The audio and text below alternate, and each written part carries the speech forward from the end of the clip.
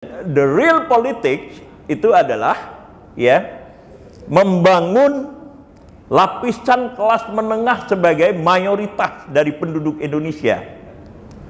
Jadi kita berbicara tentang politik ekonomi di sini. Itulah yang paling real.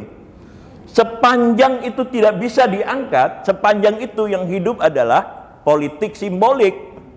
Politik yang menuduh Anda sekuler, politik yang menuduh ya Anda melaksanakan politik identitas, politik yang menuduh ya Anda itu primordial dan seterusnya, karena itu yang paling gampang dicerna.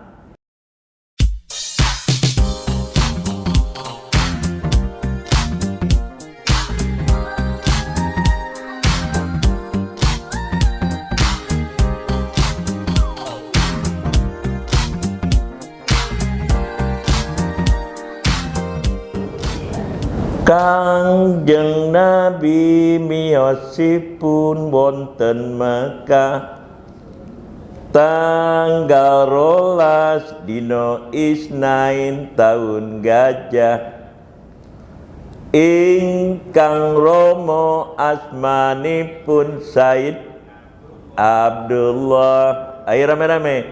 Ingkang ibu Dewi Siti. Nah itu. Nah jadi maksud saya seluruh ya aparatur budaya itu semua dimobilisasikan untuk membuat ya konsep agama itu dipahami. Nah itulah yang disebut sebagai apa? Saya sering mengatakan itu sebagai the vernacularization of Islam. Jadi pembahasaan ya konsep-konsep agama itu di dalam bahasa lokal, vernacular. Jadi bahasa Jawa, bahasa Betawi, bahasa apa saja itu. Itu yang kemudian menyebabkan Islam itu begitu dalam penetrasinya. Dia tidak hanya pada lapisan tengah, lapisan atas. Jadi tidak hanya di dalam bahasa Indonesia, tetapi menusuk lebih dalam ke dalam bahasa-bahasa daerah. Itulah yang disebut dengan vernacularization of Islam tadi gitu. Nah, yang Anda lakukan dan yang dilakukan oleh Kiai Mustafa Bisri dan sejarawan ya yang berasal dari Malang itu, Mas Agus ya, almarhum, saya sempat ketemu memang dengan beliau itu adalah bagian dari vernacularization of nation, konsep gitu.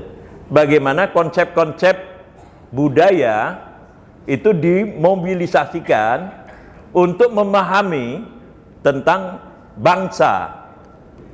Jadi negara dan bangsa, negara itu pada dasarnya berbeda secara konseptual dengan bangsa. Bangsa itu kalau kata Benedict Anderson itu adalah imagined community yang membuat saya ya as a nationalist sebagai orang Aceh dan sekaligus sebagai orang Betawi itu bersahabat dengan orang Sulawesi, bersahabat dengan orang Jawa, bersahabat dengan orang Sunda dan segala macam itu karena ada kesamaan-kesamaan pandangan gitu. Itulah ya yang disebut dengan bangsa tadi. Nah karena itu memang saya lihat ya kubu pesantren dewasa ini itu berusaha betul memobilisasikan ya peralatan simbolik dan peralatan budaya yang mereka miliki itu untuk menyebarkan ya konsep-konsep atau untuk memperdalam paham tentang kebangsaan tadi gitu. Nah, kenapa kalau kita mau agak sedikit berterus terang ya, kenapa itu dilakukan secara sangat intensif sekarang ini? Karena dunia simbolik pada tingkat urban, tingkat kota itu dikuasai oleh Habib Rizik. gitu. Kira-kira itu.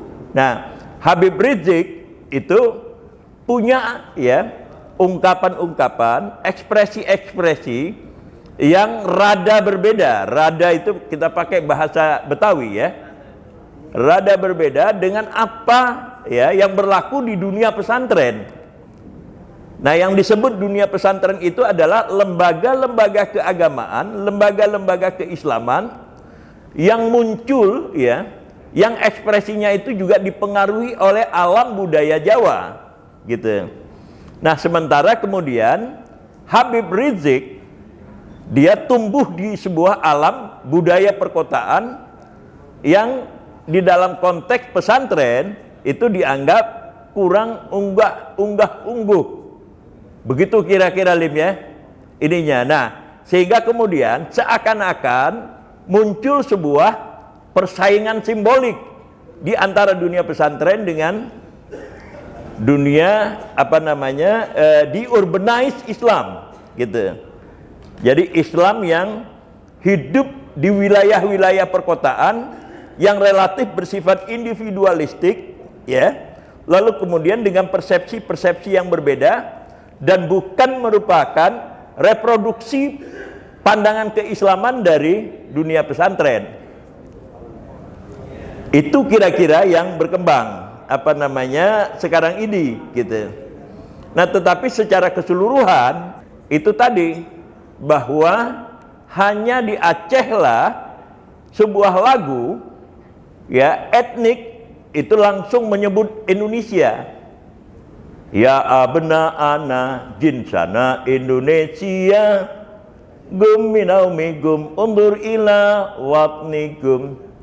Coba kalian cari ya di seluruh negeri, adakah sebuah etnik ya yang mengungkapkan lagu langsung menyebut ada kata Indonesianya? Tak ada gitu. Nah, jadi kalau kita mau melihat hierarki dari kecintaan tentang bangsa ya, bukan negara. Negara itu sebenarnya aparatur.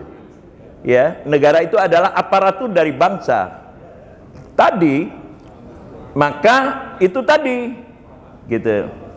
Yang kemudian harus dilihat. Oke, nah sekarang kepada anak muda tadi itu tentang adanya Islamophobia ya. Yang paling lucu, moderator ya, tiba-tiba kemudian di TV itu ada host yang bilang katanya itu sekarang ini sudah berkembang kafir fobia. Kafir fobia. Nah itu tadi gara-gara sistem gagasan ya. Sistem gagasan yang dikembangkan oleh sebuah organisasi besar untuk tidak lagi menggunakan kata kafir gitu, tidak menggunakan kata kafir gitu, itu oleh sebuah organisasi besar gitu. Nah, kenapa konsepnya itu? Konsepnya adalah tadi itu yang di belakang ini, bangsa itu tadi. Jadi ketika kita ngomong tentang bangsa, maka seluruhnya itu adalah warga negara gitu. Nah, karena seluruhnya warga negara, maka tidak relevan mengatakan kafir gitu. Gitu kira-kira moderator ya. Nah, jadi ada kemudian kata-kata yang sangat lucu itu gitu, kafir fobia.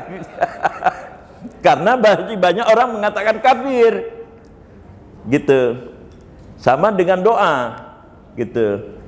Gimana cek doanya itu? Fansurna alal qaumil kafirin gitu.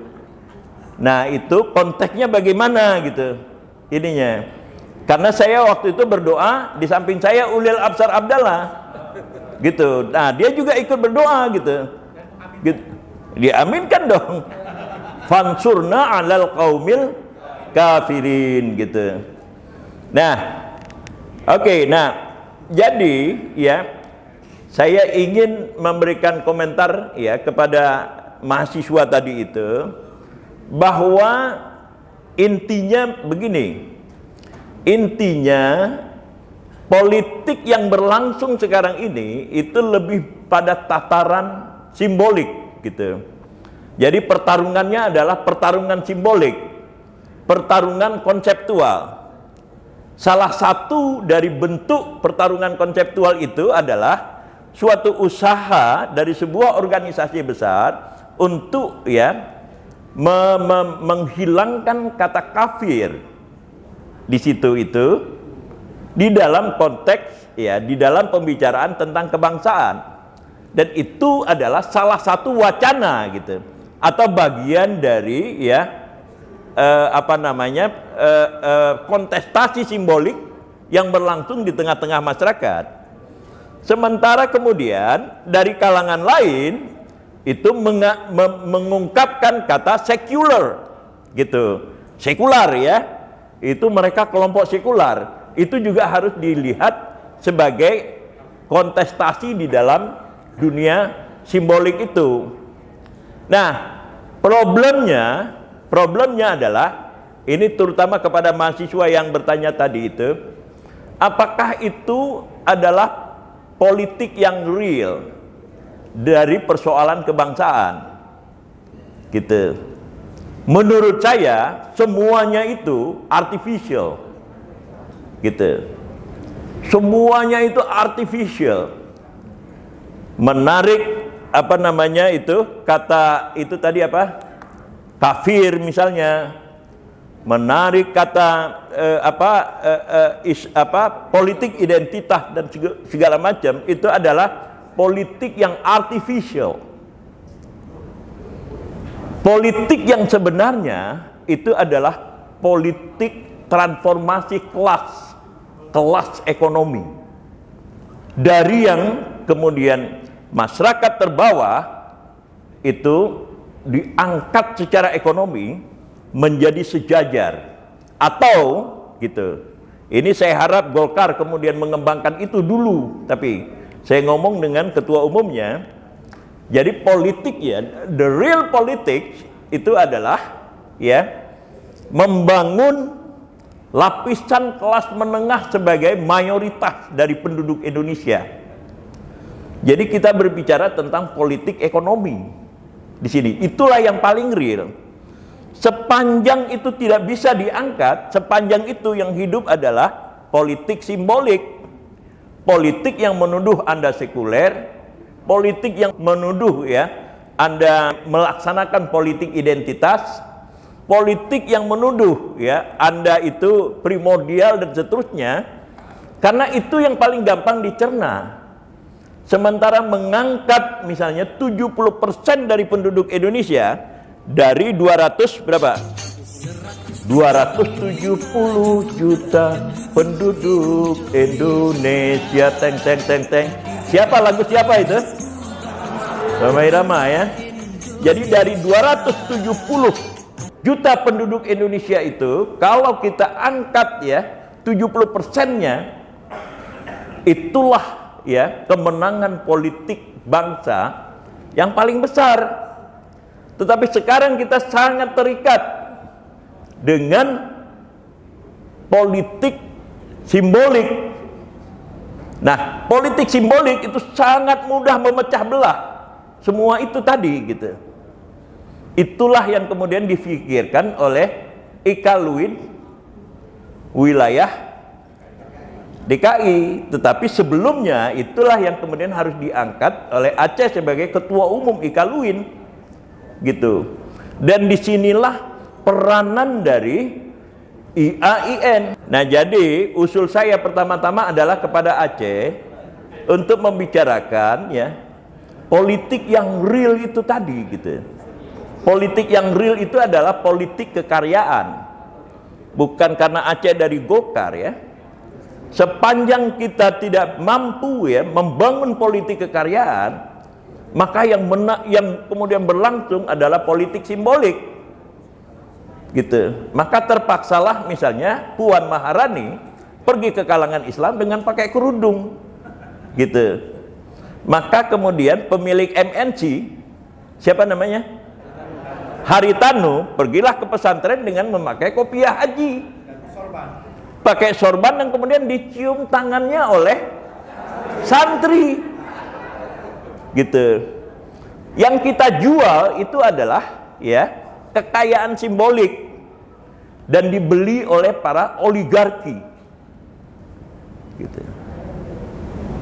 Yang kita jual dalam politik itu adalah ya komoditas simbolik dan dibeli oleh para oligarki. Itulah sebabnya proses politik kita tidak pernah ada terjadi transformasi yang real, hanya berputar-putar di situ saja. Sebab di dalam pemilu nanti uang 50.000 menjadi sangat mahal, dan itulah yang kemudian akan dikasih kepada rakyat. Nah, tetapi kalau transformasi ya, masyarakat memunculkan kelas menengah sebesar 70%, tidak ada artinya lagi uang 50.000 itu. Dan itulah akar demokrasi yang sebenarnya.